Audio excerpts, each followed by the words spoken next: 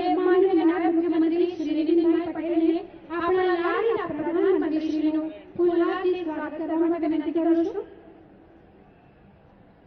આપણા લાડીલા પ્રધાનમંત્રી શ્રીનું ફૂલહારથી સ્વાગત.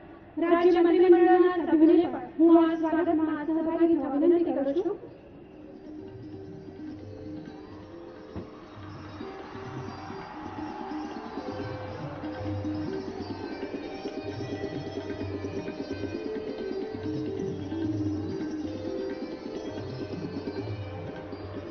भारतीय जनता हृदय सम्राट माननीय प्रधानमंत्री श्रीનું ફૂલહારથી હાર્દિક સ્વાગત.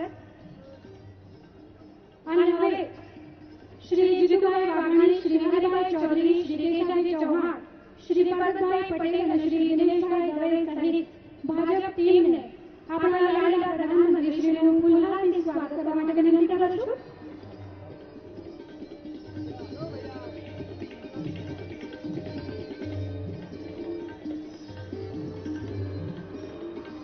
शरणं शरणः आदरणीय प्रधानमंत्री श्रीનું हार्दिक स्वागत.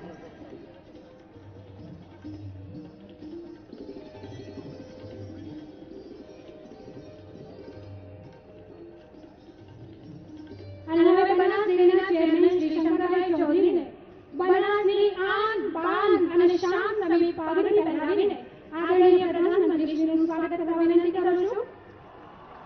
સાથે જ બનાસની બહેનોએ જાતે ભરત ભરીને બનાવેલી કોટી પહેરાવીને માનનીય ચેરમેનશ્રીના નેતૃત્વ હેઠળ વાઇસ ચેરમેન શ્રી માવજીભાઈ દેસાઈ સાથે સમગ્ર સંચાલક મંડળ માનનીય પ્રધાનમંત્રીશ્રીનું વિશેષ અભિવાદન કરશે.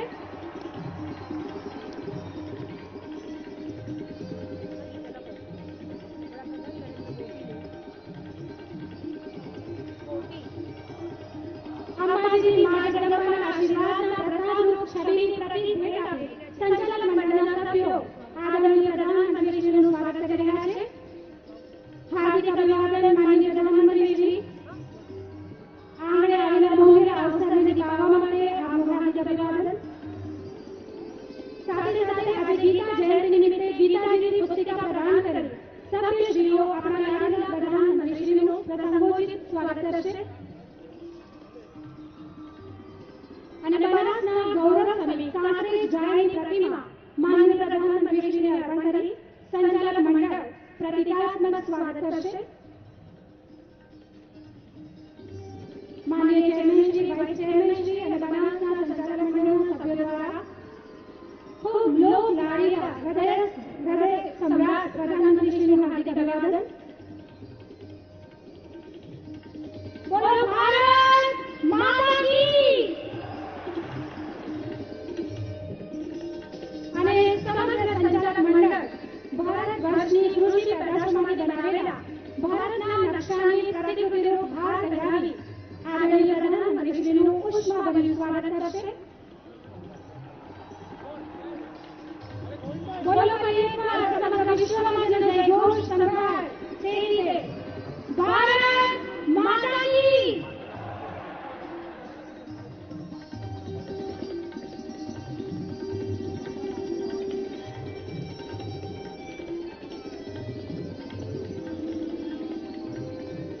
माननीय प्रधानमंत्री श्री, देशની પ્રજા માટે જ્યારે આપ શ્રી આટલા સાહસિક નિર્ણયો લઈ રહ્યા છો ત્યારે બનાસકાંઠાની સ્ત્રી શક્તિના પ્રતિનિધિ તરીકે જિલ્લાની 5 બહેનોને વિનંતી કે આપ સૌ માનનીય પ્રધાનમંત્રી શ્રીનું ઓવારણા લઈને અભિવાદન કરશો. સૌરાષ્ટ્રમાં જેને ધ્રુવના અને ઉત્તર ગુજરાતમાં જેને ભૂમણા કહે છે અને ગુજરાતીમાં ઓવારણા, તેના દ્વારા આપ શ્રીનું ઉષ્માભર્યું અભિવાદન. माननीय प्रधानमंत्री श्रीનું ઉષ્માભર્યું અભિવાદન જિલ્લાની 5 બહેનો દ્વારા.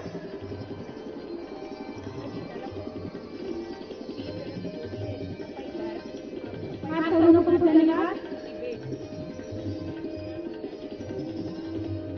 અને હવે માનનીય ચેરમેન બનાસ ડેરી પ્રોડક્ટ દ્વારા આદરણીય પ્રધાનમંત્રી શ્રીનું હાર્દિક અભિવાદન કરશે.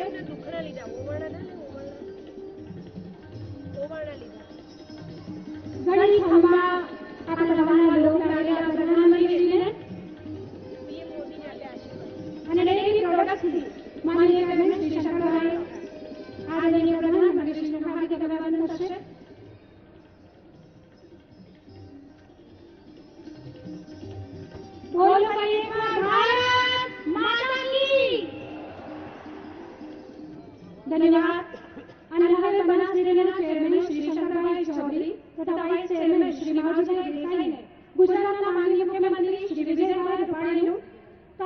ગાયની પ્રતિમા, શાલ અને બનાસ ડેરીની પ્રોડક્ટ દ્વારા સ્વાગત કરવા વિનંતી કરું છું.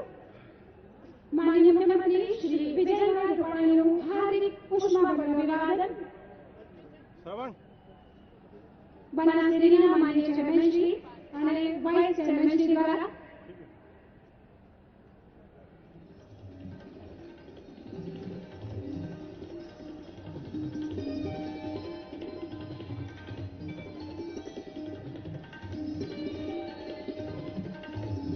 ખૂબ ખૂબ ધન્યવાદ.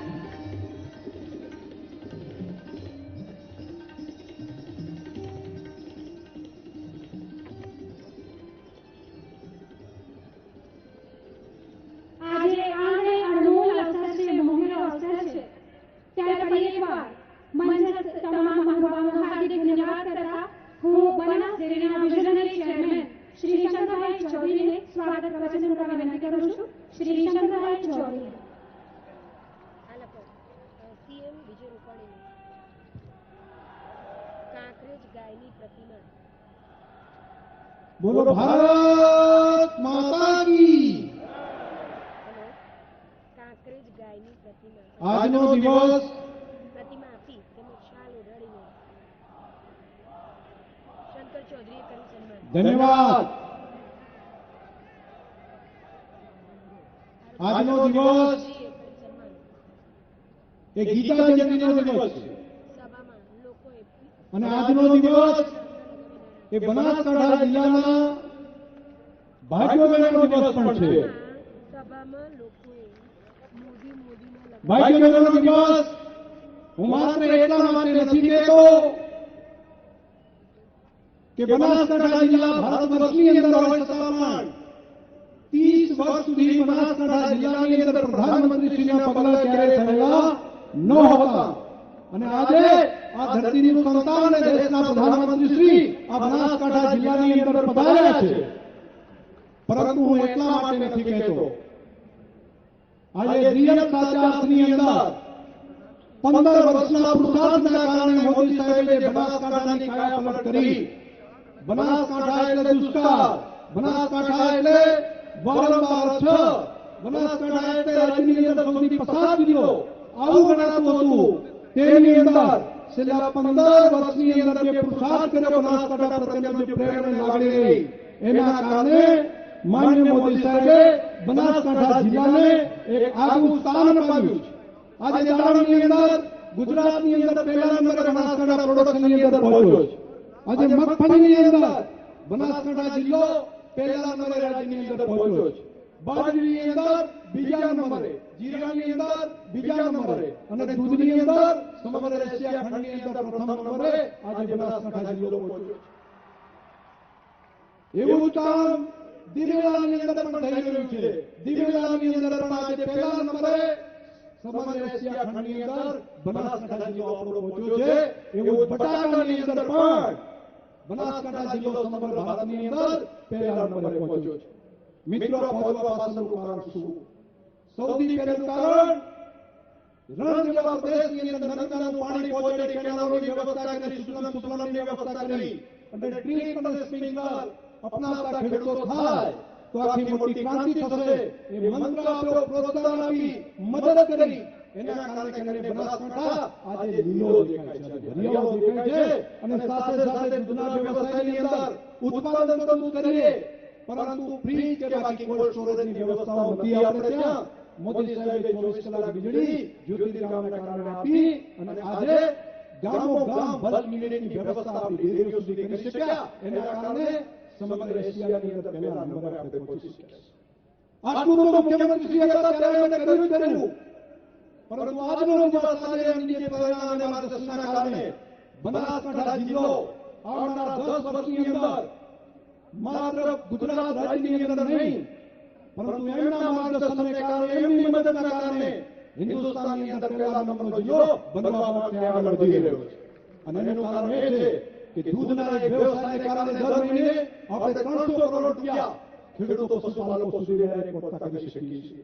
એ દૂધના કારણે આ વ્યવસ્થા થતી હોય તો હવે માન્ય પ્રધાનમંત્રીશ્રીના હસ્તે આજે તેલ બિયારણો 500 મેટ્રિક ટનનો જે આખા હિન્દુસ્તાનમાં કોઓપરેટિવ સેક્ટરમાં ક્યાંય નથી તે પ્રમાણેનો તેલ વિયાનો પ્લાન આજે માનનીય પ્રધાનમંત્રી શ્રી એનું ઉદ્ઘાટન માટેના એટલે એના કામ કાર્યરત કરવા માટેના શ્રી ગણેશ કરવા માટે જઈ રહ્યા છે. જૂન મહિના સુધીમાં એને કાર્યરત કરી આપણી મગફળીમાંથી તેલ બનાવી ફિલ્ટર કરી અને અમૂલ બ્રાન્ડના નામે બનાસકાંઠા અને ઉત્તર ગુજરાતનું તેલ સમગ્ર દુનિયાની અંદર આપણે વેચવાનું કરીશું. એટલે વેલ્યુ એડિશનમાં એક કામ દૂધના કારણે થયું, તેલ દુનિયાની અંદર બનાવવાનું કામ થશે. બીજું આપણું દાડમ, એ દાડમની વ્યવસ્થાની અંદર પણ બનાસકાંઠાનું દાડમ હતું, દાણા બનાવી ફ્રોઝન કરી અને એના આઈસ્ક્રીમની અંદર પેક થઈ અને દાણા વેચાય ને સાથે સાથે દાડમનો જ્યુસ પણ અમૂલ બ્રાન્ડના નામે વેચાય. એના માટે પણ માનનીય પ્રધાનમંત્રીશ્રીના માર્ગદર્શનને કારણે અમૂલ બ્રાન્ડે પણ આપણને સંમતિ આપી છે. અને એવું જ કામ આપણા બટાકા એમાંથી વેલ્યુએશન થાય, એની ચીજ બને, એમાંથી અલગ વિવિધ આઈટમો બને અને બધાનું કુલ મિલાવીએ માર્કેટ અમૂલ બ્રાન્ડના નામે થાય તો 3 પાર્ટ વેલ્યુએશન માટે આ રહ્યા. અને એના સિવાય પણ એક એગ્રો પાર્કની વ્યવસ્થા કરીને આપણે આવનારા સમયની અંદર બનાસમાં જેટલી વસ્તુ પેદા થાય છે એ તમામનું વેલ્યુએશન કરી ફિનિશ પ્રોડક્ટ સુધીની વ્યવસ્થા કરી અને માર્કેટિંગ કરવાનું કામ આ ખેડૂતોની સંસ્થા કોઓપરેટિવ બેઝ પર બનાસની ધરતી ઉપર કરવા જઈ રહ્યા છીએ. માનનીય પ્રધાનમંત્રીશ્રીનું આ સપનું આપણે પૂરું કરવા જઈ રહ્યા છીએ. બનાસકાંઠા જિલ્લાએ સાહેબ આપતા હતા ત્યારે આખા જિલ્લાને એક દિવાળી જેવો ઉત્સવ હતો. છેલ્લા 10 દિવસથી આખો જિલ્લો કામે લાગ્યો છે, ગામોની સફાઈ કરી છે, દરેક ઘર સુધી ત્યાંથી કરી ગામ શેરી ચોક અને રાત્રે દીવડા પ્રગટાવીને જેમ દિવાળીના દિવસે દીવડા પ્રગટાવે છે એમ ગામે ગામ દીવડા પ્રગટાવી સાહેબ પોતાના પ્રધાનમંત્રી પોતાના આંગણે આવતા હોય ત્યારે એક એક વ્યક્તિ આખું હિલોળે ચડ્યું છે.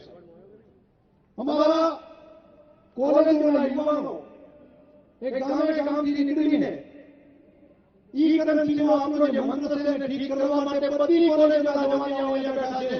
એ સિવાય પણ જાતે નીકળ્યા અને જાતે નીકળીને કહ્યું ઈ કરન્સી માટેની જે મુહિમ છે દેશને આટલા આઝાદીના વર્ષો પછી પહેલી વખત આવો હિંમતવાળો નિર્ણય કરી અને દેશની અંદર કાળું ધન એ રોકવા માટે, ટેરરિસ્ટોને મળતી મદદને રોકવા માટે અને હેવ એન્ડ હેવ નોટ વચ્ચેની ખેંચ પૂરીને એક બેલેન્સિંગ ડેવલપમેન્ટ કરવા માટેનો ઐતિહાસિક હિંમતવાળો નિર્ણય જ્યારે એમણે કર્યો છે ત્યારે બનાસકાંઠા આખું એક સાથે આપણા પડખે ઊભું છે અને ઉત્સાહ સાથે તૈયાર થઈને બેઠા છીએ.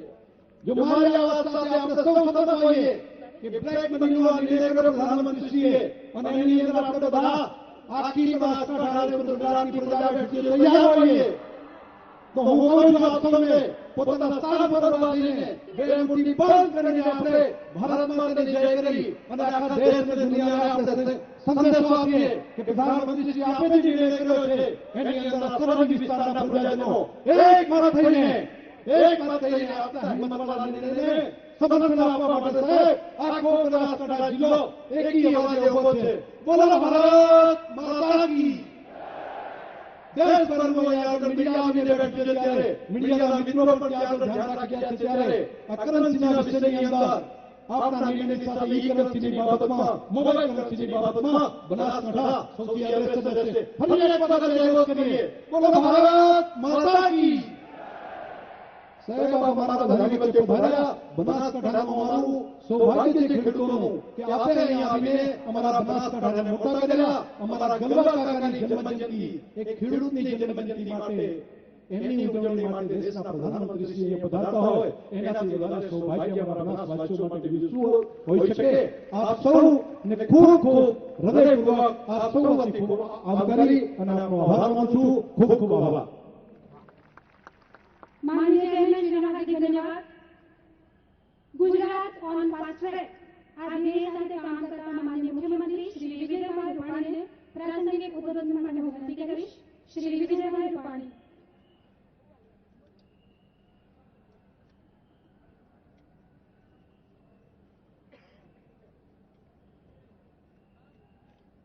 ગુજરાતના પનોતા પુત્ર, ગુજરાતનું ગૌરવ અને ભારતને જેને દુનિયાભરમાં એક પ્રતિષ્ઠા અપાવી છે અને ભારતના લોકોમાં દેશભક્તિ અને સ્વાભિમાન પ્રગટાવનાર કરોડો ભારતીયોના લોકપ્રિય હૃદય સમ્રાટ એવા માનનીય વડાપ્રધાન શ્રી નરેન્દ્રભાઈ મોદી, ગુજરાતના ડેપ્યુટી મુખ્યમંત્રી શ્રી નીતિનભાઈ પટેલ, અમારા સૌના વડીલ દેશના કૃષિ મંત્રી માનનીય શ્રી પરસોત્તમભાઈ રૂપાલા, માનનીય શ્રી હરિભાઈ ચૌધરી, મંચસ્થ સૌ મહાનુભાવો, બનાસ ડેરીના સૌ ચેરમેન, ડાયરેક્ટરો, વિશાળ સંખ્યામાં ઉપસ્થિત બનાસકાંઠાના પ્રિય ભાઈઓ અને બહેનો, સૌપ્રથમ ગુજરાત સરકાર તરફથી ગુજરાતની 6.5 કરોડની જનતા વતી પૂજ્ય દલવા કાકાને આજે પ્રણામ કરીને એમની જન્મ શતાબ્દીને આ ઉત્સવ મનાવવા માટે ઉપસ્થિત આપણે સૌ એમને યાદ કરીને એમને જે સેવાના ભાવ એ દિવસોમાં વર્ષો પહેલા જ્યારે કાંઈ નહોતું ત્યારે ખેડૂતોની ચિંતા કરીને એમને ખેડૂતો માટે જે કામ કર્યું છે એને આજે આપણે યાદ કરીને નમન કરીએ છીએ, પ્રણામ કરીએ છીએ. મિત્રો, મને એક વાતનું પણ આશ્ચર્ય છે કે દલવા કાકાની જન્મ શતાબ્દી મનાવાતી હોય, દલવા કાકા તો કોંગ્રેસમાં હતા, છતાં સરકાર બનાસ ડેરી એમને યાદ કરીને આજે એમની જન્મ શતાબ્દી મનાવતી હોય તો કોંગ્રેસને પેટમાં શેનું દુખે છે સમજાતું નથી. એનો વિરોધ કરવાની કાર્યક્રમને લોકો ન જાય અને ખેડૂતોનો ઉદ્ધાર ન થાય એના માટે વિરોધ કરવા માંડ્યા. આ કોંગ્રેસની માનસિકતા છતી થઈ છે અને પ્રજાએ એને ઓળખી લેવાની પણ જરૂર છે. મિત્રો, ઘણા સમયથી કોંગ્રેસની આ માનસિકતા દેખાઈ આવે છે. જ્યારે વર્ષોથી યુપીએના શાસનમાં અવારનવાર આતંકવાદીઓના હુમલા થતા હતા અને સરકાર કશું કરતી નહોતી, પ્રજા બિચારી થઈને જોઈ રહી હતી, સેના મજબૂર હતી અને ત્યારે આ સરકાર નરેન્દ્રભાઈ અને સેનાના વીર જવાનોએ ત્યાં જઈને ઘૂસીને એમના ઘરમાં સર્જિકલ સ્ટ્રાઇક કરી. ત્યારે કોંગ્રેસ વિરોધ કરતી હતી. એના પુરાવા આપો. પાકિસ્તાનની ભાષા બોલતી હતી. વિરોધ કરવાની પણ એક મર્યાદા હોય છે. દેશના હિતમાં લેવાયેલા નિર્ણયના પણ વિરોધ કરવા, એમાં રાજનીતિ કરવી આ શોભતું નથી. આ તો સારું થયું કે આ બધા લોકો રામ રાવણ વખતમાં નહોતા, નકર રામ રાવણનો વધ કરીને અયોધ્યા પાછા આવ્યા તો એનું ડેથ સર્ટિફિકેટ બાબત કે તમે ખરેખર રાવણને માર્યો છે કે નહીં ખાતરીશું. આ પ્રકારની માનસિકતાથી આ દેશમાં વિરોધ પક્ષ ચાલી રહ્યો છે, એને પણ સમજી લેવાની જરૂર છે. અને એવી રીતે જ નોટબંધીનો નિર્ણય એ તો 56ની છાતીવાળા માણસ જ કરી શકે. કારણ કે કાળા નાણાંને દૂર કરવાનો નિર્ણય છે અને એ તો ફકીર માણસ જ કરી શકે કે જેને કશું લેવા દેવાનું ન હોય, જેની આગળ પાછળ કશું ન હોય અને માત્ર ગરીબ પ્રજાના હિતમાં આવા કઠોર નિર્ણય લેવાની જેની ક્ષમતા હોય એ નરેન્દ્રભાઈ કરી શકે. અને કાનૂન લાગુ આપવા માટેનો નિર્ણય છે, એનો વિરોધ કરવો. કોંગ્રેસ સમજાવે લોકોને કે ભાઈ તમે શેના માટે વિરોધ કરો છો, શું કરો છો? પ્રજા એમની સાથે નથી, આજે દેશની પ્રજા નરેન્દ્રભાઈના કાળા નિર્ણયને રોકવા અને કાળા નાણાંના નિર્ણયને આવકારે છે અને પ્રજા આજે નરેન્દ્રભાઈ સાથે છે, નરેન્દ્રભાઈમાં ભરોસો છે. મિત્રો, બનાસકાંઠા જિલ્લાના ખેડૂતોને પણ અભિનંદન આપવા આવ્યો છું. બનાસ ડેરીના લોકોને પણ અભિનંદન આપું છું કે ખરા અર્થમાં ખેડૂતને ઉપયોગી થવા માટે આજે બનાસ ડેરી અલગ અલગ પ્રોજેક્ટો દ્વારા પશુપાલકો, બહેનોની દૂધ મંડળીઓ એમનું દૂધ એમના પૂરતા ભાવ મળે, મૂલ્ય વૃદ્ધિ થાય અને એ માટે અલગ અલગ પ્લાન્ટોના આજે વડાપ્રધાનના હાથે જ્યારે લોકાર્પણ થવાનું હોય ત્યારે મને આશા છે કે આવનારા દિવસોમાં બનાસકાંઠા એ ગુજરાતનો સૌથી મોટો સમૃદ્ધ જિલ્લો એ બનાસકાંઠા બનશે. એમાં કોઈ શંકાનું સ્થાન નથી. કારણ કે ડ્રીપ ઇરિગેશનમાં બનાસકાંઠા આજે નંબર 1 છે. બટેટાના ઉત્પાદનમાં નંબર 1 છે. દાળના ઉત્પાદનમાં આજે શ્રેષ્ઠ જિલ્લા તરીકે બનાસકાંઠા કામ કરી રહ્યું છે અને મગફળીના ઉત્પાદનમાં પણ આજે બનાસકાંઠાએ નામ કાઢ્યું છે. આપણે જાણીએ છીએ કે ભૂતકાળમાં આપણા મુખ્યમંત્રી નરેન્દ્રભાઈ હતા. એમના વિઝનને કારણે, એમના પ્રયત્નને કારણે, એમના કર્તૃત્વને અને એમના મહેનતને કારણે આજે નર્મદાના પાણી બનાસકાંઠામાં તાલુકે તાલુકે પહોંચાડીને નરેન્દ્રભાઈએ જે રણવાળો વિસ્તાર હતો એને હરિયાળો કર્યો છે અને એનો લાભ આજે બનાસકાંઠાના ખેડૂતોને ખૂબ લાભ થયો છે. બનાસકાંઠામાં 2900 ચેકડેમ બન્યા. ઓછામાં ઓછા 760 તળાવોને ઊંડા કરીને બનાસકાંઠાની જમીનનું વોટર ટેબલ આપણે ઊંચું લાવ્યા છીએ. બનાસકાંઠામાં દાણમમાં 18 હેક્ટર જમીન હતી, એમાંથી 5000 હેક્ટરમાં વાવેતર શરૂ કર્યું છે અને ઉત્પાદન એ 11 ટન પ્રતિ હેક્ટર એ વધારીને રાજ્યમાં સૌથી પ્રથમ આ બનાસકાંઠા જિલ્લો છે. બટેટાના વાવેતરમાં પણ આજે બનાસકાંઠા એ ટેકનોલોજીનો ઉપયોગ કરીને બનાસકાંઠામાંથી આ બટેટાની મેકડોનાલ્ડ્સમાં એની ચિપ્સ થાય, એની ફ્રાય ફ્રેન્ચી એ લોકોમાં વેચાય અને બનાસકાંઠાના ખેડૂતોને વધુ પૈસા મળે એ માટે પ્રયત્ન કરી રહ્યા છીએ.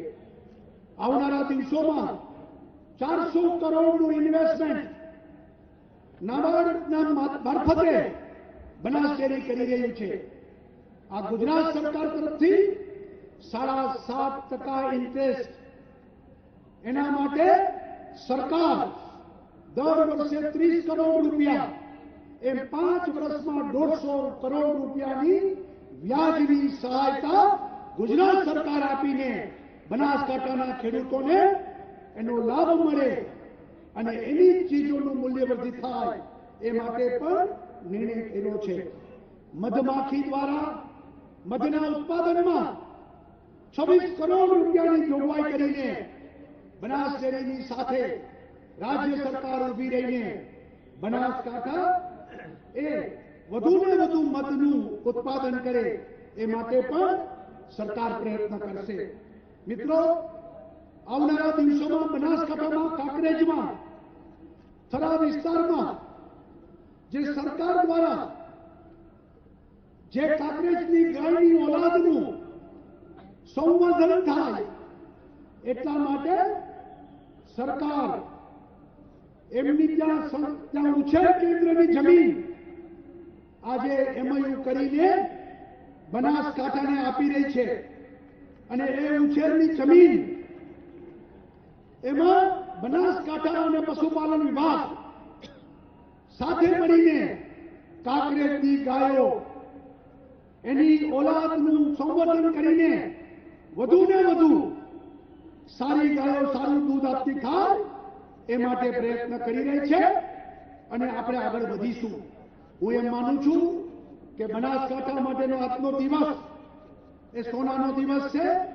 આવનારા દિવસોમાં, આવનારા બજેટમાં ગુજરાત સરકાર વડગામ, પાલનપુર, ધાનેરાની દિશામાં નર્મદાના પાણી કેમ પહોંચાડવા એ માટે પણ સરકાર આવનારા બજેટમાં યોગ્ય નિર્ણય કરશે.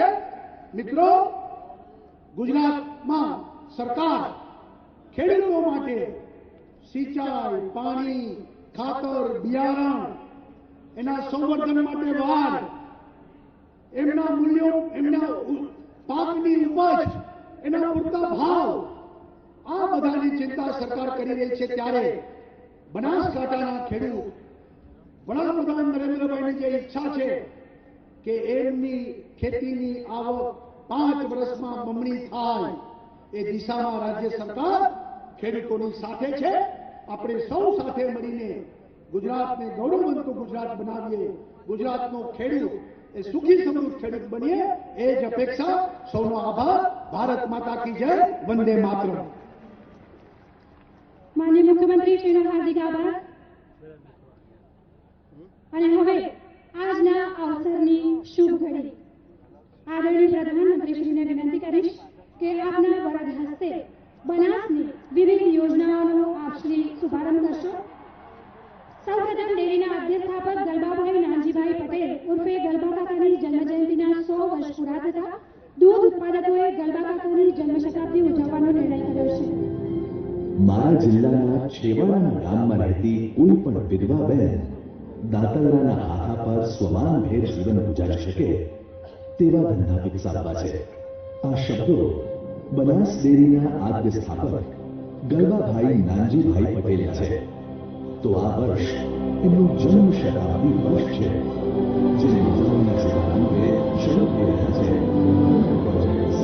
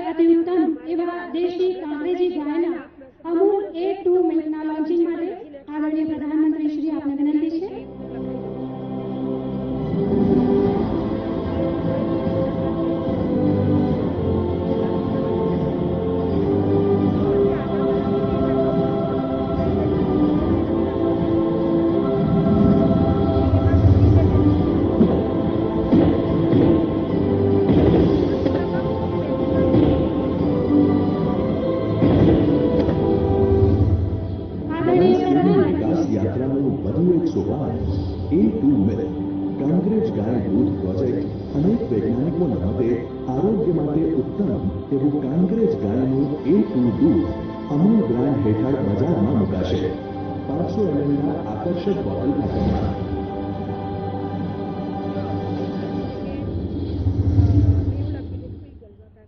આદરણીય પ્રધાનમંત્રીશ્રીને ફરીથી એકવાર વિનંતી કે આપ શ્રીની પ્રેરણા અને માર્ગદર્શનથી દૂધની શ્વેત ક્રાંતિ પછી મધ દ્વારા સુવર્ણ ક્રાંતિની શરૂઆત બનાસકાંઠાથી થઈ રહી છે.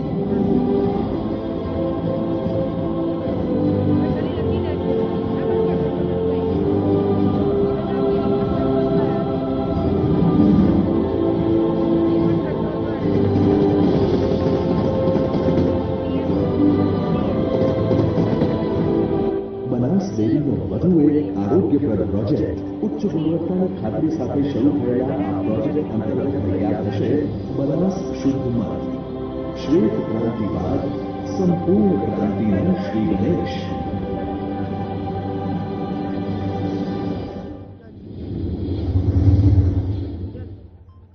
કાંકરેજ ગાયના સંવર્ધનની વૈજ્ઞાનિક માહિતી ધરાવતી પુસ્તિકાના વિમોચન થકી કાંકરેજ ગૌ વંશ સુધારણા પ્રોજેક્ટનો શુભારંભ કરાવવા માટે આદરણીય પ્રધાનમંત્રીશ્રીને વિનંતી કરું છું.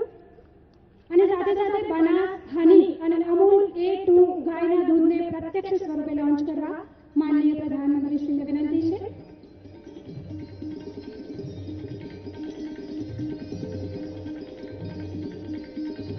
કાંકરેજ ગાયના સંવર્ધનની માહિતી ધરાવતી પુસ્તિકાનું વિમોચન આદરણીય વડાપ્રધાન શ્રી નરેન્દ્રભાઈ મોદીના સરકમળ દ્વારા અને સાથે બનાસ હની અને અમૂલ A2 ગાયના દૂધને પણ પ્રત્યક્ષ સ્વરૂપે આદરણીય પ્રધાનમંત્રી શ્રી લોન્ચ કરી રહ્યા છે.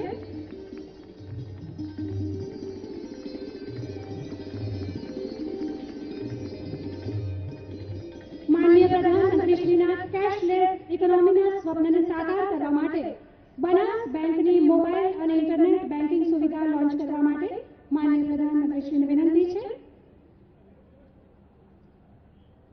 બનાસ બેંકની મોબાઈલ અને ઇન્ટરનેટ બેન્કિંગ સુવિધાનું લોન્ચિંગ શરૂ કરે છે. ઇન્ટરનેટ અને મોબાઈલ બેન્કિંગની સાથે ઈ-કોમર્સ, એક સ્માર્ટફોન, એક એપ્લિકેશન અને એક આંગળીના ટેરવે ઉપલબ્ધ છે બધી જ બેન્કિંગ સેવાઓ. કોઈ પણ સ્થળે, કોઈ પણ સમયે ફંડ ટ્રાન્સફર, નવી ચેકબુકની માંગણી, સ્ટોક પેમેન્ટ અને ઇસ્યુ કરેલ ચેકનું સ્ટેટસ. આ mobile banking application M-PIN, T-PIN અને OTP જેવી સુરક્ષિત પદ્ધતિથી સજ્જ છે. આપની બેંક બનાસ બેંક. અને રૂપિયા 350 કરોડના ખર્ચે નવનિર્મિત અતિ આધુનિક ચીઝ અને વે પાવડર પ્લાન્ટ એક સ્વપ્ન સમા આ પ્લાન્ટનું ઉદ્ઘાટન કરવા આદરણીય પ્રધાનમંત્રી શ્રીને નમ્ર વિનંતી છે.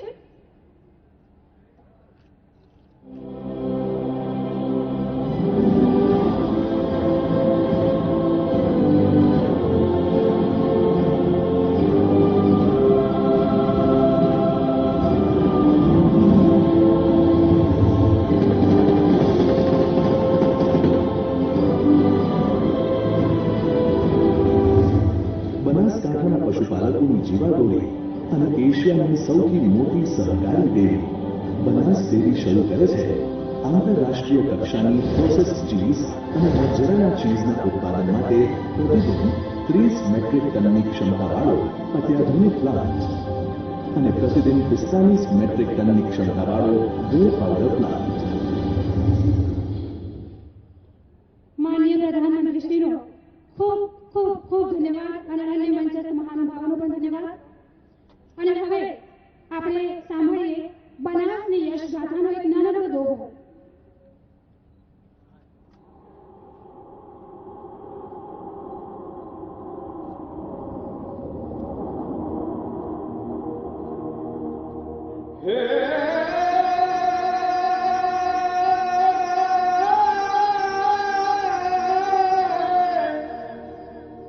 સમૃદ્ધિના છાટણા એ જોને પહોંચ્યા ગામે ગામ એ સુખિયા સુખિયા થયા પશુપાલકો આરે જાણે શબરી ઘેરે રામ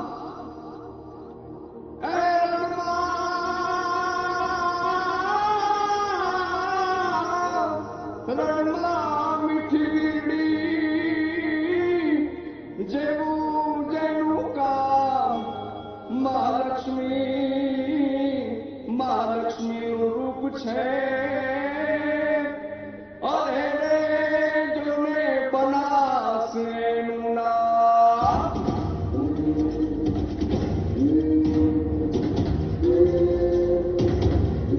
હે મથુરાની ભોમિયું પર રેતીના કણકણમાં સુખના ઝરણા ઢોલ વાગ્યા. હે જાગ્યા જોગણ બાબા જાગ્યા પશુપાલકો છે વરના ભાગ્ય હો ન જાગ્યા. હે કીધું રે નદીઓની આપણે એક વાત સાચી પડી જ જાતી આપતાને. હે ગુંજો સરકારના ધોનાનો સૂર્ય ઉગ્યો પહોંચ્યો ગુજરાત બધા ગામે ગામે.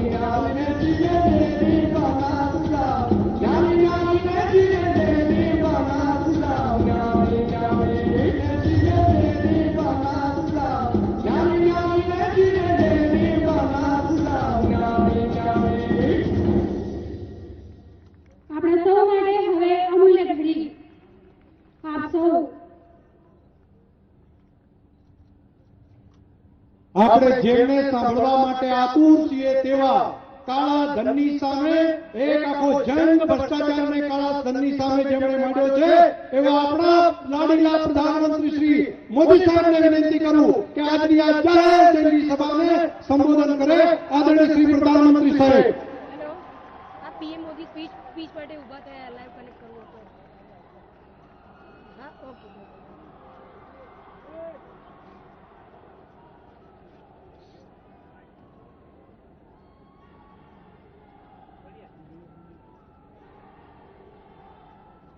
કેમ છો બધા?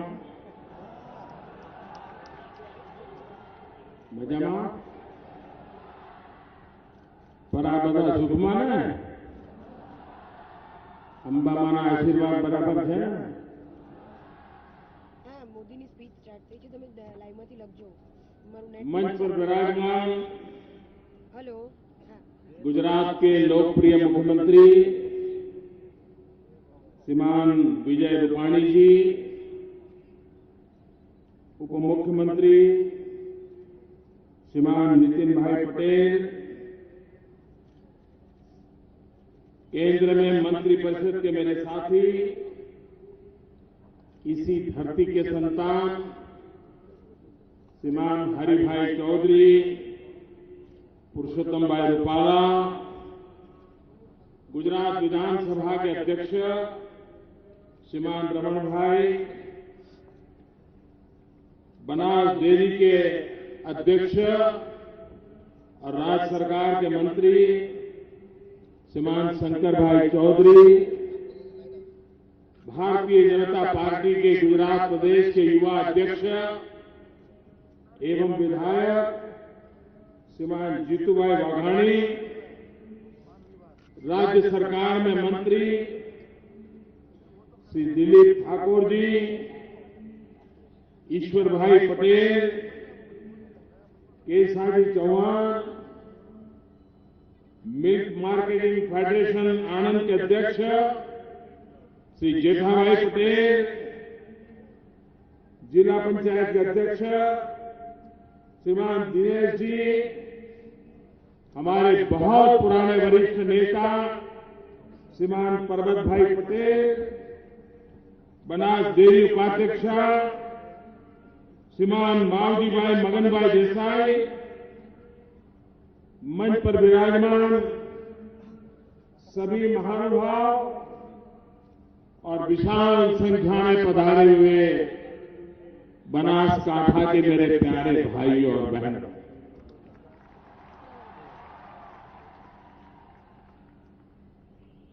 आपको लगता होगा આપણા નરેન્દ્રભાઈ હિન્દીમાં કેમ બોલે છે?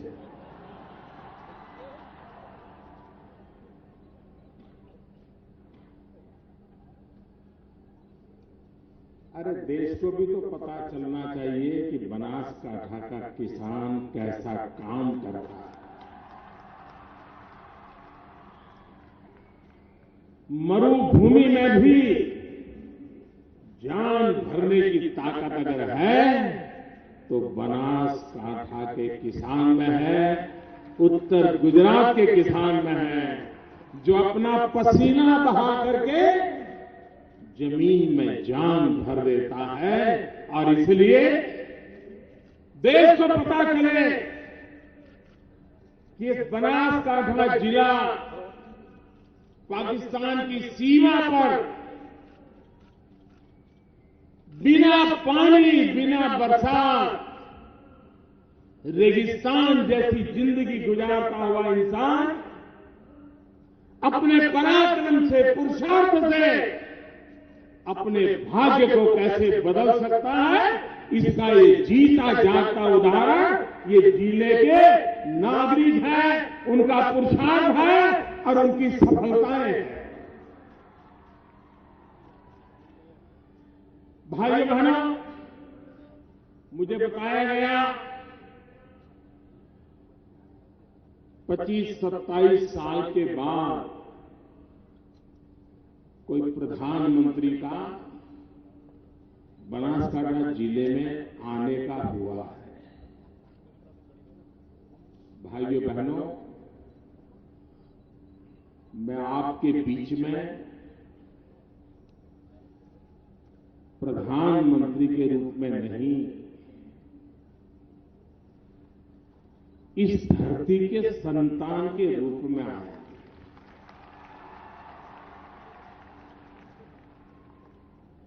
इस मिट्टी ने मुझे बड़ा किया और मैं आज विशेष रूप से आया हूं श्रद्धेय गलबा भाई को, उनकी तपस्या को नमन करने के लिए आया हूं। लाखों पशुओं की तरफ से, लाखों परिवारों की तरफ से बनासकांठा की बंजर भूमि की तरफ से मैं आज गलबा भाई की शताब्दी के समारोह की शुरुआत में उनको शत शत नमन करता हूं। इन सब की तरफ से नमन करता हूं।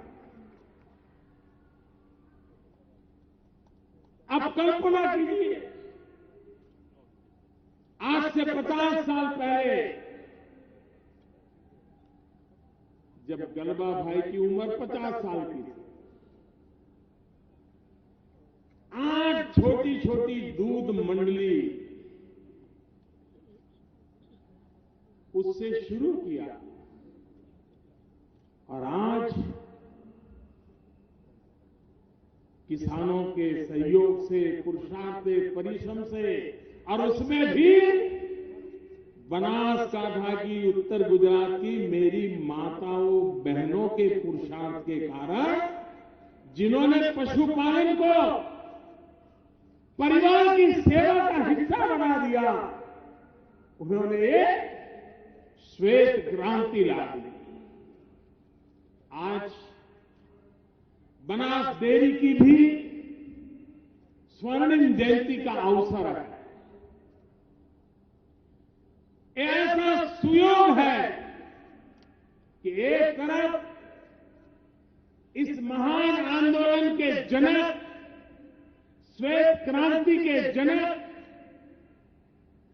गलबा भाई की शताब्दी और दूसरी तरफ उन्हीं के हाथों से बोया गया पौधा, 8 मंडली से शुरू हुआ पौधा आज बनास डेयरी के रूप में वटवृक्ष बन गया है। उसकी स्वर्णिम जयंती का यह अवसर है और इसलिए इस 50 वर्ष में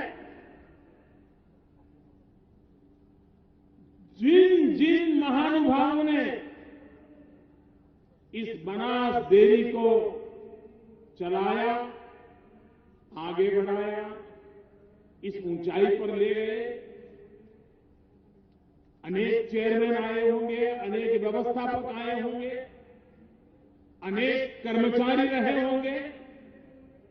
मैं आज इस 50 साल की यात्रा में जिन जिन लोगों ने योगदान दिया है, उन सबका हृदय से बहुत बहुत अभिनंदन करता हूं, उनका साधुवाद करता हूं। भाइयों बहनों, आप मुंबई जाएं, सूरत जाएं, किसी और इलाके में जाएं, तो कठिनाइयों में जिंदगी गुजारने के लिए गुजरात से कौन आया है, तो ज्यादातर पता चलता था कच्छ और बनासकांठा के लोग अपना गांव, अपना इलाका छोड़ करके रोजी रोटी कमाने के लिए कहीं बाहर जाते थे, क्योंकि यहां कोई प्राकृतिक संसाधन नहीं। और भाइयों बहनों, हम पहले से कह रहे थे, एक बार मां नर्मदा हमारी इस विनाश की धरती को आकर के छू लेगी, मेरा किसान मिट्टी को सोना बना करके रख देगा। आज उसने बनास की सूखी धरती को, इस रेगिस्तान वाली धरती को सोने में तब्दील कर दिया। मुझे बराबर याद है, मैं नया नया मुख्यमंत्री बना था, कई सारे सवाल या निशान मेरे लिए लगाए जाते थे। ये मोदी मुख्यमंत्री क्या करेगा? ये तो कभी गांव का सरपंच नहीं रहा, कभी चुनाव नहीं लड़ा, इसको क्या आएगा? बड़ी मजाक उड़ती थी। उस समय मेरा सबसे पहला सार्वजनिक कार्यक्रम डीसा में हुआ था, इसी धरती पर हुआ था, इसी मैदान में हुआ था, और वो था लोक कल्याण मेला। और उस दिन मैंने जो नजारा देखा था, आज उससे अनेक गुना नजारा बड़ा मेरी आंखों के सामने देखा। भाइयों बहनों, मुझे बराबर याद है, बनासकांठा के किसान मुझ पे बहुत नाराज रहते थे, गुस्सा करते थे, कभी कभी मेरे पुतले जलाते थे, और फिर भी मैं हिम्मत करके उनके बीच जाता था और मैं उनको कहता था कि अगर बनासकांठा का भाग्य बदलना है तो हमें पानी बचाना पड़ेगा, बिजली के तार छोड़ने पड़ेंगे, किसान को बिजली नहीं पानी चाहिए।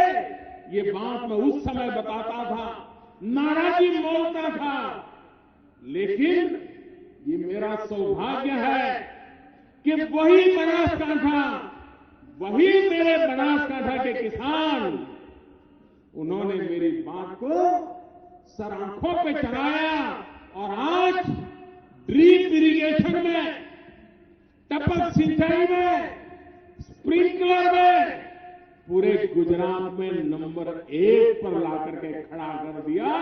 मैं उन सभी किसानों को, मैं आज उन सभी किसानों को सर झुका करके नमन करता हूं। उन्होंने न अपना भाग्य बदला है, ऐसा नहीं है, उन्होंने आने वाली अनेक अनेक पीढ़ियों का भी भाग्य बदल दिया है। मुझे याद है 2007 या 8 का वर्ष होगा, ऐसा ही एक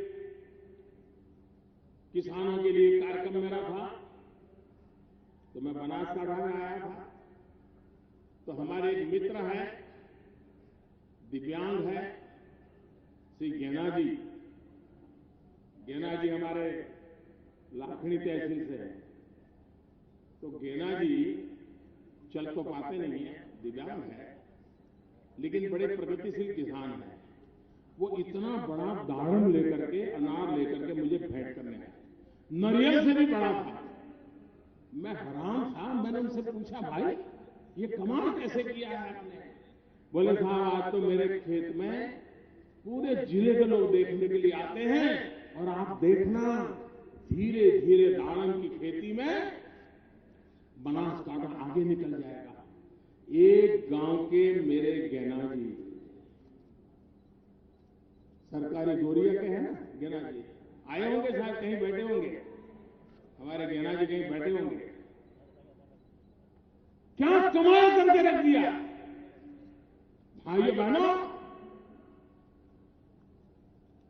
बनासकांठा के किसान ने प्रगतिशील किसान के रूप में अपनी छवि छोड़ी, और एक दो किसान नहीं, एक आंदोलन खड़ा हुआ है।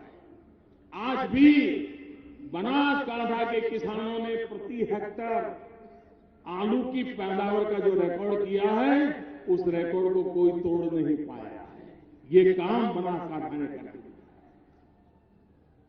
आज बनासकांठा पोटैटो के लिए भी जाना जाने लगा है। भाइयों बहनों, किसान के लिए कुछ चीजें ऐसी वरदान होती है। गलबा भाई ने जब डेयरी का काम शुरू किया, जहां पानी ना हो, रेगिस्तान हो, 10 साल में 7 साल अकाल रखा हो, जहां किसान ईश्वर की इच्छा पर ही जिंदगी गुजारता हो, उसके लिए तो आत्महत्या एक ही रास्ता बच जाता था। लेकिन इस जिले ने किसानों को पशुपालन की ओर मोड़ दिया, दूध उत्पादन की ओर मोड़ दिया और पशुओं की सेवा करते करते, दूध क्रांति करते करते अपने परिवार को भी चलाया, बच्चों को भी पढ़ाया और जीवन को आगे ले गए। भाइयों बहनों, यही बनासकांठा, यही गुजरात जिसने श्वेत क्रांति का नेतृत्व किया था, आज मुझे खुशी हुई कि बनास डेयरी ने श्वेत क्रांति के साथ साथ स्वीट क्रांति का भी बिगुल बजाया। जहां श्वेत क्रांति हुई, वहां अब स्वीट क्रांति भी होने वाली है। मधु क्रांति, शहद, बनास ने डेयरी के दूध की जैसी व्यवस्था की है। किसानों को शहद के लिए, मधुमक्खी पालन के लिए ट्रेनिंग देना शुरू किया। आज उसके हनी में से पहला पैकेजिंग बना करके उन्होंने मार्केट में रखा है। मेरा पूरा विश्वास है गुजरात में जो डेयरी का नेटवर्क है और करीब करीब सभी जिलों में डेयरी का नेटवर्क है, किसानों की समितियां बनी हुई है, दूध के साथ साथ खेतों में अगर मधुमक्खी पालन भी किसान पकड़ ले तो जैसे दूध भरने जाते हैं वैसे मधु भरने जाएंगे, मध भरने जाएंगे, शहद, हनी ले जाएंगे और डेयरी की गाड़ियों में दूध भी जाएगा, शहद भी जाएगा।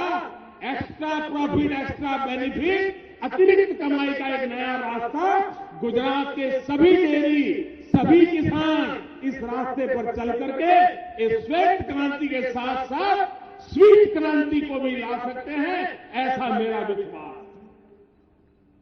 दुनिया में शहद की मांग है, बहुत बड़ा मार्केट है।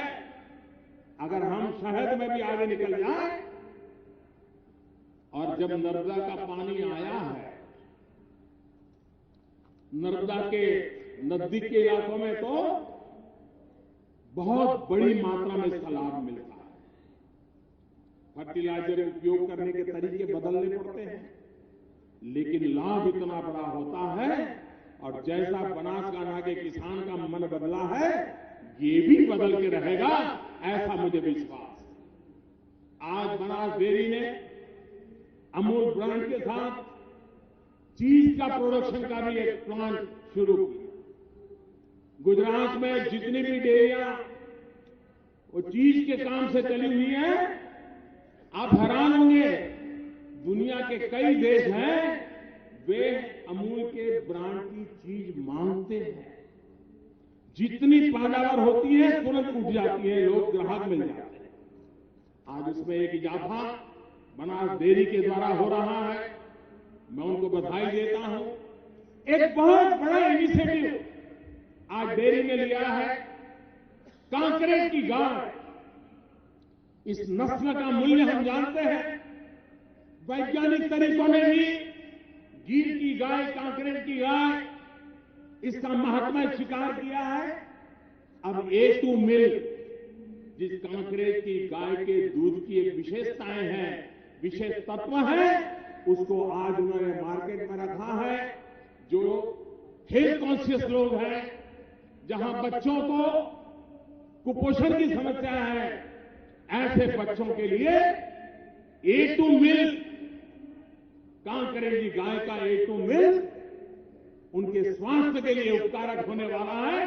ऐसा एक भगीरथ काम भी आज यहां शुरू हुआ। यहां कांकरेज की नस्ल को बढ़ावा देना, उसमें सुधार करना, उसकी क्षमता में सुधार करना, उसकी पर कैपिटा मिल्क प्रोडक्शन बढ़ाना, उसके लिए भी वैज्ञानिक तरीके चल रहे हैं। मैं बनास में जब आया हूं तब मैं बनास डेयरी से चाहूंगा कि वो एक काम और भी करें, और कर सकते हैं। बनास हो, साबर डेयरी हो, दूध सागर डेयरी हो, ये तीनों मिलकर के भी कर सकते हैं। दो चीजें हम ऐसी पैदा करते हैं हमारे किसान, लेकिन हम सस्ते में बेच देते हैं। और जो हम कैस्टर की खेती करते हैं, दिवेला, एरंडा,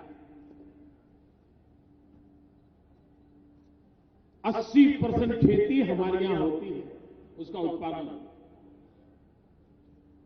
उस पर इतनी वैल्यूएशन होती है, इतनी प्रोसेस होती है, सारी दुनिया के महत्वपूर्ण टेक्नोलॉजी में, स्पेस शटल की टेक्नोलॉजी में ये कैस्टर के ऑयल से बनी हुई चीजें सबसे सफल रहती है। लेकिन हम जो हैं अभी भी हमारा दिवेला, एरंडा जो कहे ऐसे का ऐसा बेच देते हैं। ये बनास, दूध सागर, साबर एक रिसर्च सेंटर बनाए और हमारे किसान जो यहां पर कैस्टर पैदा करते हैं, एरंडा पैदा करते हैं, दिवेला पैदा करते हैं, उसमें वैल्यू एडिशन कैसे करें और हमारा ये कीमती संपत्ति पानी के मोल से बाहर चली जाती है, उसे हम बचाएं। दूसरा है इसबगोल। इसबगोल की ताकत बहुत बड़ी ताकत है, उसमें बहुत वैल्यू एडिशन हो सकता है। जब कुरियन जिंदा थे तो श्रीमान कुरियन जी को मैंने कहा था कि आप इसबगोल पर वैल्यू एडिशन पर काम कीजिए। उन्होंने प्रारंभ किया था, आइसक्रीम बनाया था इसबगोल का, और आइसक्रीम का नाम दिया था इसबकुल। आनंद में शुरुआत की थी उन्होंने उस समय। इतना बड़ा ग्लोबल मार्केट है इसबगोल का, उसके समय में भी अगर वैज्ञानिक तरीके से हम काम करें तो बहुत बड़ा बदलाव ला सकते हैं और हमें लाना चाहिए। भाइयों बहनों, इन दिनों पूरे देश में इस बात की चर्चा चल रही है, नोटों का क्या होगा।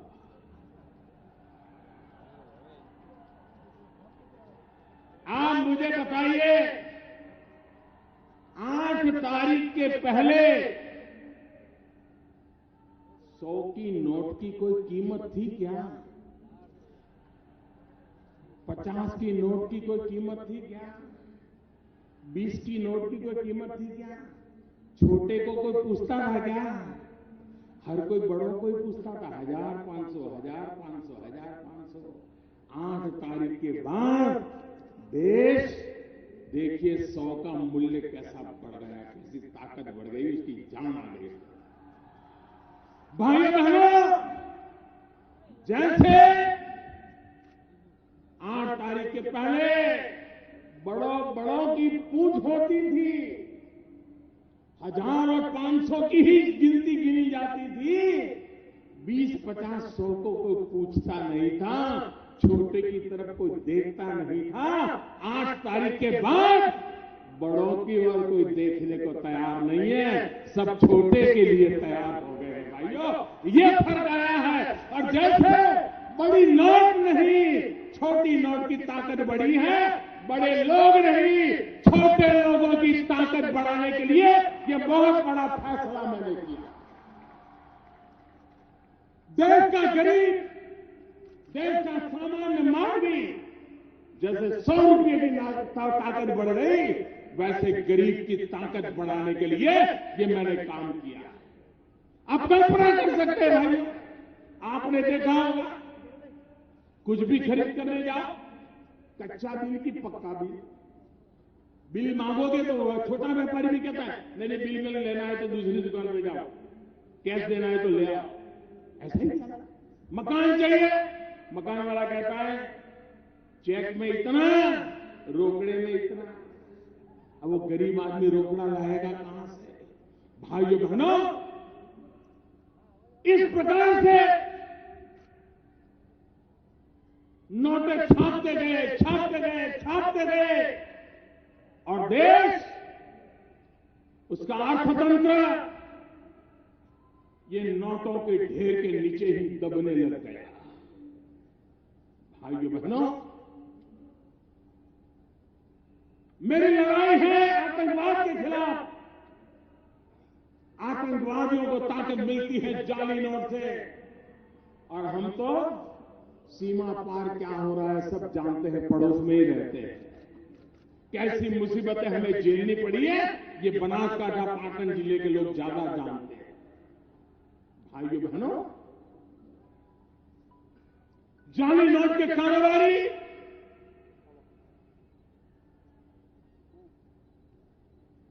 हिंदुस्तान में जितनी हो हल्ला है ना उससे ज्यादा बाहर है। जाली नोटों के कारोबारियों में बाहर है। नक्सलवाद, सारे नौजवान सरेंडर होकर के वापस आने लगे। हर किसी को लगता है अब मुख्य धारा में वापस आना चाहिए। आतंकवादियों को जहां से ताकत मिलती थी उन रास्तों को रोकने में सफल हुए। ये जाली नोट का कारोबार, उसका मृत्युदंड एक निर्णय से किया है। भ्रष्टाचार, काला धन, ये भ्रष्टाचार और काले धन में पीड़ा किसको होती थी? किसी बेईमान को न भ्रष्टाचार से परेशानी थी न काले धन से परेशानी थी। एक भ्रष्टाचारी को दूसरे भ्रष्टाचारी को कुछ देना भी पड़ता था तो भी देने वाला भ्रष्टाचारी दुखी नहीं था। अगर दुखी कोई था तो इस देश का ईमानदार नागरिक दुखी था। परेशान था तो इस देश का ईमानदार नागरिक परेशान था। 70 साल तक इन ईमानदार लोगों को 70 साल तक इन ईमानदार लोगों को आपने लूटा, आपने परेशान किया, उसको जीना मुश्किल कर दिया। आज मैं जब ईमानदारों के साथ खड़ा हूं तो अब ईमानदारों को भड़काया जा रहा है और मुझे खुशी है। मेरे ईमानदार देश के नागरिकों ने लाखों भड़काने के बावजूद भी सरकार के इस निर्णय का साथ दिया है। मैं 125 करोड़ देशवासियों को सत नमन करता हूं कि इतना बड़े काम में उन्होंने मेरी मदद की। भाइयों बहनों, आजकल बड़े बुद्धिमान लोग भाषण सुनाते हैं कि मोदी जी आपने इतना बड़ा निर्णय किया लेकिन हमारे जीते जीते कोई लाभ नहीं मिलेगा, मरने के बाद मिलेगा। भाइयों बहनों, हमारे देश में एक चारवाक ऋषि हो गए। ये चारवाक ऋषि कहते थे ऋणं कृत्वा धृतम पिबेत्। वो कहते थे अरे मृत्यु के बाद क्या होने वाला है कौन जाता है, जो मौज करनी है अभी कर लो, जो खाना है खा लो, घी पीना है पी लो, आनंद से जी लो। इस चारवाक की फिलॉसफी को कभी भी हिंदुस्तान ने स्वीकार नहीं किया। हमारा तो देश ऐसा है, बूढ़ा गरीब मां बाप, पैसे बहुत कम हो तो बूढ़ा बाप और बूढ़ी मां बात करते हैं कि ऐसा करो शाम को सब्जी बनाना बंद कर दो, थोड़े पैसे बच जाएंगे तो मरने के बाद बच्चों के काम आ जाएंगे। मेरा देश मरने के बाद मेरा क्या होगा ये कभी चिंता नहीं करता है। मेरा देश मेरे बाद की पीढ़ियों का भला क्या हो ये सोचने वाला देश है। मेरा देश स्वार्थी लोगों का देश नहीं है। मेरे देश का चिंतन सुख के लिए, खुद के सुख के लिए जीने वाला नहीं है। मेरा देश का चिंतन भावी पीढ़ियों के सुख के लिए चलने वाला है। ये नए चारवाक लोग जो पैदा हुए हैं, ऋणं कृत्वा धृतम पिबेत्, ये जो बातें करने वाले लोग हैं उनको 50 बार सोचना पड़ेगा। भाइयों बहनों, आपने देखा होगा पार्लियामेंट पार्लियामेंट चल नहीं रही है, चलने दी नहीं जा रही है। हमारे देश के राष्ट्रपति सार्वजनिक जीवन में इतना लंबा अनुभव है, शासन चलाने वाले श्रेष्ठतम लोगों में से हमारे राष्ट्रपति जी रहे हैं। वो अलग राजनीतिक विचारधारा में पले बड़े हैं, लेकिन देश की संसद में जो कुछ भी हो रहा था उससे इतने पीड़ित हो गए, इतने दुखी हो गए कि 2 दिन पहले उनको सांसदों को सार्वजनिक रूप से टोकना पड़ा, विरोध पक्ष को नाम देकर के टोकना पड़ा। और मैं हैरान हूं, सरकार कहती है हम चर्चा चाहते हैं, सरकार कहती है प्रधानमंत्री बोलने के लिए तैयार है, सरकार कहती है प्रधानमंत्री आकर के कहने को तैयार है, लेकिन उनको मालूम है उनका झूठ टिक नहीं पाता है और इसलिए वो चर्चा से भागते रहे हैं। और इसलिए लोकसभा में मुझे नहीं बोलने दिया जाता, मैंने जनसभा में बोलने का रास्ता चुन लिया है। और जिस दिन मौका मिलेगा लोकसभा में भी 125 करोड़ देशवासियों की आवाज मैं जरूर पहुंचाने का प्रयास करूंगा। मेरे भाइयों बहनों, मैं विरोधी दल के मित्रों से आज महात्मा गांधी की इस धरती से, सरदार वल्लभ भाई पटेल की इस धरती से सार्वजनिक रूप से आग्रह करना चाहता हूं। जब चुनाव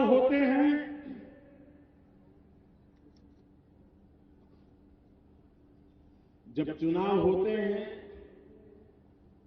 हम सभी दल एक दूसरे के खिलाफ बोलते हैं, आरोप प्रत्यारोपण करते हैं, अच्छी और बुरी नीतियों की चर्चा करते हैं, हर प्रकार से अपने विरोधियों पर जैसा मार कर सकते करने की कोशिश करते हैं। सभी दल करते हैं, भारतीय जनता पार्टी भी करेगी, कांग्रेस भी करेगी, बाकी सब छोटे मोटे दल भी सब करते हैं। लेकिन सभी पार्टियां एक काम जरूर करती है, क्या? मतदाता सूची को ठीक करना, अधिकतम लोग मतदान करने आए इसकी चिंता करना, मतदाताओं को कैसे बटन दबाना वो सिखाना सभी दल करते हैं। एक तरफ तो नीतियों का विरोध करते हैं, दूसरे को पराजित करने की ताकत लगाते हैं, लेकिन दूसरी तरफ सब मतदाता सूची पे ध्यान देते हैं, इलेक्ट्रॉनिक वोटिंग मशीन पे ध्यान देते हैं, अधिक लोग मतदान करने के लिए आए इस पर ध्यान देते हैं। क्यों? क्योंकि लोकशाही हम सबकी जिम्मेवारी है। मैं विरोध पक्ष के मित्रों से कहना चाहता हूं, आप ये तो नहीं कहने की हिम्मत कर रहे हो कि मोदी 1000 और 500 वाला नीति वापिस ले लो, क्योंकि आपको मालूम है जनता का मिजाज बदला हुआ है। हाँ, कुछ लोगों ने कहा अच्छा मोदी जी ये तो ठीक है, लेकिन ऐसा करो एक हफ्ते के लिए रोक लो। क्यों भाई? ये हफ्ते में कौन सा जादू होने वाला था? ये एक हफ्ता रोकने के इरादा क्या था? लेकिन कोई दल ये नहीं कहता है कि निर्णय को रोल बैक करो, सब दल कहते हैं ठीक से लागू करो। मैं सभी दलों से कहना चाहता हूं कि जैसे चुनाव में हम एक दूसरे का घोर विरोध करते हैं, लेकिन मतदान बढ़ाने के लिए मेहनत करते हैं, मतदाता सूची के लिए मेहनत करते हैं, इलेक्ट्रॉनिक मशीन की ट्रेनिंग के लिए मेहनत करते हैं। आज समय की मांग है कि आप खुल करके मेरा विरोध करिए, मेरी आलोचना करिए, लेकिन लोगों को बैंकिंग सिखाने के लिए काम कीजिए, इलेक्ट्रॉनिक पद्धति से पैसे कैसे लिए जाते ये सिखाइए। हम सब मिलकर के देश को भाग्य बदलने का एक ऐसा उत्तम अवसर आया है, हम सब उसको काम करें भी फायदा उठाइए, मुझे खुशी होगी। मेरे विरोधी दल के लोग जन जन को इस काम में लगा करके अगर राजनीतिक फायदा उठाते हैं तो देश का भला हुआ, इसका मुझे आनंद होगा भाई। अरे राजनीति से ऊपर राष्ट्रनीति होती है, दल से बड़ा देश होता है। भाइयों बहनों, गरीबों पे बातें करना अलग होती है, गरीबों के लिए नीतियां बना करके कठोरता से लागू करने के लिए समर्पण का भाव लगता है, और समर्पित भाव से आज ये सरकार आपकी सेवा में लगी। भाइयों बहनों, मैंने पहले दिन से कहा ये निर्णय मामूली नहीं है मेरे भाइयों बहनों, बहुत मुश्किल बड़ा निर्णय है, कठिन निर्णय है। और मैंने कहा था बहुत तकलीफ पड़ेगी, मैंने कहा था मुसीबत आएगी, और 50 दिन ये तकलीफ होगी ही होगी, और तकलीफ रोजमर्रा थोड़ी बढ़ती भी जाएगी, लेकिन 50 दिन के बाद मैंने हिसाब किताब लगाया है, वो एकदम से धीरे धीरे धीरे धीरे करके पहले जैसी स्थिति की तरफ आगे बढ़ेगा। 50 दिन तक ये कठिनाइयां रहने वाली है। 50 दिन के बाद आप ही देखेंगे कि धीरे धीरे धीरे आपकी आंखों के सामने परिस्थितियां सुधरती नजर आ जाएगी। भाइयों बहनों, देश भ्रष्टाचार से मुक्त करने का एक महत्वपूर्ण कदम है। और कुछ लोग आपने देखा होगा इन दिनों सरकार बराबर पीछे लग गई है, बैंक वाले जेल में जा रहे हैं, बड़े बड़े गड्ढे लेकर के भागे हुए लोग जेल जा रहे हैं, चारों तरफ उनको लगा था कि ठीक है मोदी जी 1500 की बंद कर देता है, हम पिछले दरवाजे से कुछ कर लेंगे, लेकिन उनको मालूम नहीं था मोदी ने पिछले दरवाजे पर भी कैमरे लगाए हुए हैं। ये सबके सब पकड़े जाने वाले, कोई बचने वाला नहीं है। 2 महीना, 3 महीना, 6 महीना जिन्होंने भी 8 तारीख के बाद नए पाप किए हैं, वो तो किसी हालत में बचने वाले नहीं है भाई, उनको सजा भुगतनी पड़ेगी। 125 करोड़ देशवासियों के सपनों को चूर चूर करने का 5 जिन्होंने किया है, वो बचने वाले नहीं है, ये मैं देशवासियों को विश्वास दिलाना चाहता हूं। भाइयों बहनों, आपने मुसीबत झेली, तकलीफ झेली है, अभी भी झेलनी है। आपका आशीर्वाद देश के लिए, और जो लोग कहते हैं ईमानदार लोग लाइन में खड़े हैं, ईमानदार अपने लिए नहीं खड़ा रहता है, वो देश के लिए खड़ा रहता है। भाइयों बहनों, वो देश के लिए खड़ा रहता है। और इसलिए दूसरा, आज जमाना बदल चुका है। एक जमाना था, हमारे दादा दादी उनसे सुनेंगे तो बताते थे कि हमारे जमाने में तो चांदी का गाड़ा ना पैदा जोड़ो रुपयो तो इनके अपने, कि बैलगाड़ी के पहिए जितना बड़ा रुपया चांदी का हम देखते थे, उपयोग करते थे। भाइयों बहनों, ये चांदी के रुपये से बदलते बदलते बदलते कितनी मेटल बदल गई, तांबा आया और आया, न जाने क्या क्या आया, और धीरे धीरे करके हम कागज में चले गए कि नहीं चले गए। अब याद आता है कि चांदी का रुपया होगा तभी रुपया माना जाएगा, याद आता है क्या? अब वो रुपया कागज का भी हमारे जिंदगी का हिस्सा बन गया। कभी चांदी का रुपया हुआ करता था, धीरे धीरे कागज का रुपया आ गया। भाइयों बहनों, अब वक्त बदल चुका है। अब तो आपके मोबाइल फोन में ही आपका बैंक आ गया है, आपका बटवा भी आपके मोबाइल फोन में है। आप चाय पीने जाएं, बटन दबाए, चाय वाले को पैसा पहुंच जाएगा, रिसीप्ट मिल जाएगा। बीच में लोग चेक देते थे, चेक फाड़ते थे, 2 महीने के बाद पता चलता था कि चेक वापिस आ गया। बाद में केस कोर्ट में जो सबसे ज्यादा केस चलते हैं वो चेक वापिस आने के चलते हैं। आप नौजवानों का धन्यवाद, आपने बहुत बड़ा काम उठाया है, मैं आपको बधाई देता हूं। और बनासकांठा जिले को आप ई बटवा से जोड़ दीजिए भाइयों। लोगों को ई मोबाइल बैंकिंग से जोड़ने में सफल होंगे, मुझे विश्वास है। भाइयों बहनों, हम जानते हैं कि अब वो कागज की नोटों का भी जमाना पूरा होने जा रहा है। अब तो आपके मोबाइल फोन में आपकी बैंक है। एक बार बैंक में जमा हो गया, आपको बैंक में कतार में खड़े रहने की जरूरत नहीं है। आपको एटीएम के बाहर लाइन लगाने की जरूरत नहीं है। आपको टाइम बर्बाद करने की जरूरत नहीं है। अखबार में एडवर्टाइजमेंट आता है, टीवी पर एडवर्टाइजमेंट आता है। आप अपने मोबाइल फोन से अगर आपके पैसे बैंक में पड़े हैं तो आप अपने पैसों का जो खरीदना खरीद सकते हैं। चेक तो बाउंस होता था, इसमें तो जैसे ही पैसे दोगे तो सामने रिसीट आ जाता है, पैसा मिल गया या पैसा पहुंच गया। कोई बाउंस होता ही नहीं, वहीं पता चल जाता है कि रुपया गया कि नहीं गया। भाइयों बहनों, हिंदुस्तान दुनिया में तेज गति से आगे जाना चाहता है।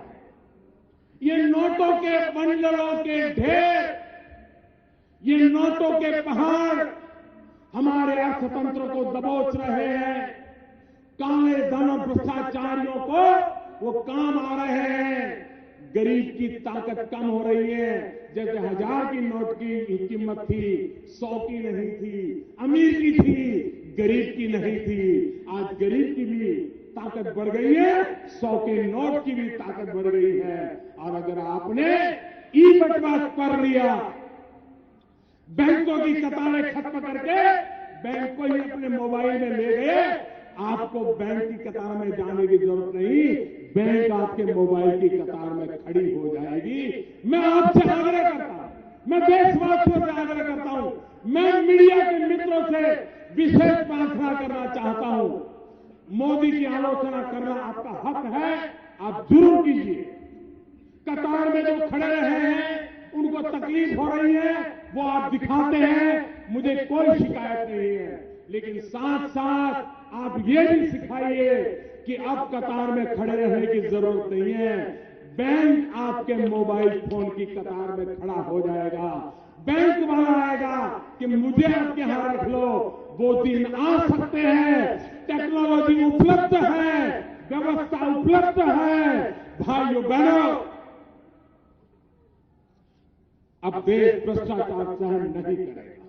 अब देश जाली नोट सहन नहीं करेगा। अब देश काला धन सहन नहीं करेगा। गरीबों को लूटने का खेल, मध्यम वर्ग को शोषण करने का खेल अब नहीं चलेगा। और इसलिए मुझे आपके आशीर्वाद चाहिए। खड़े रह करके दोनों हाथ से ताली बजा करके मुझे आशीर्वाद दीजिए। मेरे गुजरात के भाइयों बहनों, मेरे उड़ीसा के भाइयों बहनों, आशीर्वाद दीजिए, पूरे ताकत से आशीर्वाद दीजिए। भारत माता की, भारत माता की, भारत माता की। ये लड़ाई भारत का भाग्य बदलने की है। ये लड़ाई भ्रष्टाचार को खत्म करने की है। ये लड़ाई काले धन का खात्मा बुलाने के लिए है।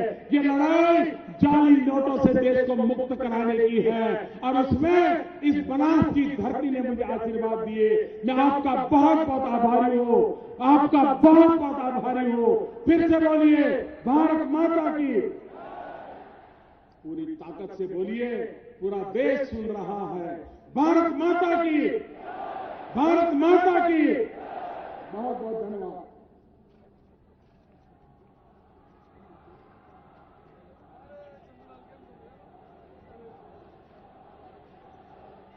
माननीय प्रधानमंत्री श्री, आपनो हार्दिक धन्यवाद, खूब खूब धन्यवाद।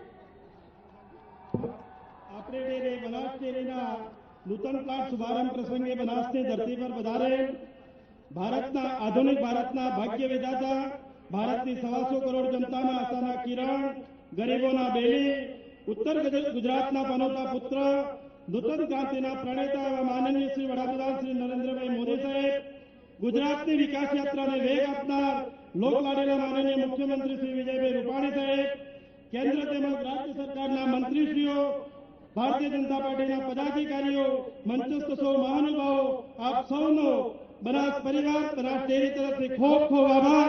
અસ્તુ ભારત માતા કી જય. જય જય ગરવી ગુજરાત.